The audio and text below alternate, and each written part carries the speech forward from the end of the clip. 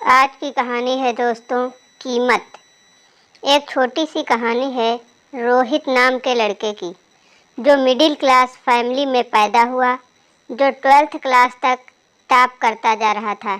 कमाल का बच्चा, पढ़ने लिखने में सबसे आगे। फैमिली को उस पर गर्व था। फैमिली को लगता था कि जब बच्चा बड़ा हो जाएगा तो कुछ कमाल करेगा, हम लोगों की लाइफ बदल देगा, हमारी फैमिली में हैप्पीनेस आ जाएगी, सब कुछ बदल देगा, सिर्फ और सिर्फ ये लड़का। लेकिन रोहित जब 12th क्लास पास करके कॉलेज में गया तो उसकी लाइफ बदल गई। उसके आसपास ऐसे दोस्त आ गए जिन्होंने उसे बिगाड़ के रख दिया। देर रात तक पार्टियां चलने लगी। घर वालों से झूठ बोल करके पैसा मांगने लगा। घर वालों को समझ में नहीं आ रहा था।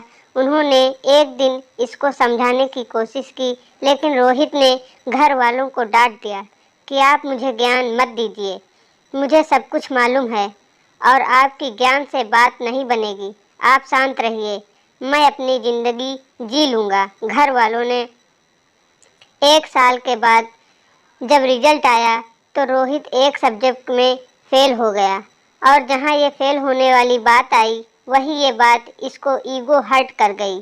जो लड़का 12th तक टॉप आता था वो कॉलेज में आते ही फेल कैसे हो जा सकता है।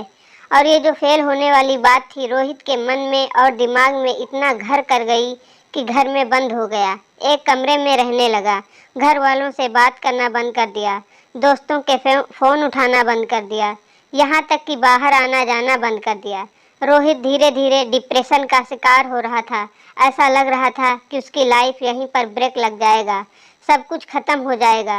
रोहित जिस स्कूल में पढ़ता था, जहाँ से 12th पास आउट किया था, वहाँ के प्रिंसिपल को जब ये बात मालूम चली तो उन्होंने रोहित को मिलने के लिए डिनर पर बुलाया। वो इनविटेशन ये रिजेक्ट नहीं कर सका, उसको मानना ही था। प्रिंसिपल साहब के यहाँ जाना था तो रोहित पहुंचा शाम में, और उसने देखा कि प्रिंसिपल साहब गार्डन में बैठे हुए थे, अंगीठी पर हाथ ताप रहे थे, सर्दी का माहौल था। रोहित भी जाकर के बैठ गया। उन्होंने पूछा कि क्या हाल चाल है बेटा, क्या चल रहा है? तो कुछ नहीं बोला। 10-15 मिनट तक दोनों के बीच में बातचीत नहीं हुई। तो प्रिंसिपल साहब ने सोचा कि क्या अलग किया जाए। उन्होंने अंगीठी में से कोयला का टुकड़ा जल रहा था, उसको बाहर निकाला और धड़कते हुए टुकड़े को मिट्टी में फेंक दिया। जैसे वो मिट्टी में फेंका, थोड़ी देर तक धधकता, उसके बाद बुझ गया। तब रोहित ने कहा कि सर, ये आपने क्या किया? एक कोयले का टुकड़ा जो अंदर जल रहा था, धधक रहा था, हमें गर्मी दे रहा था, उसको बाहर मिट्टी में फेंक दिया, बर्बाद कर दिया।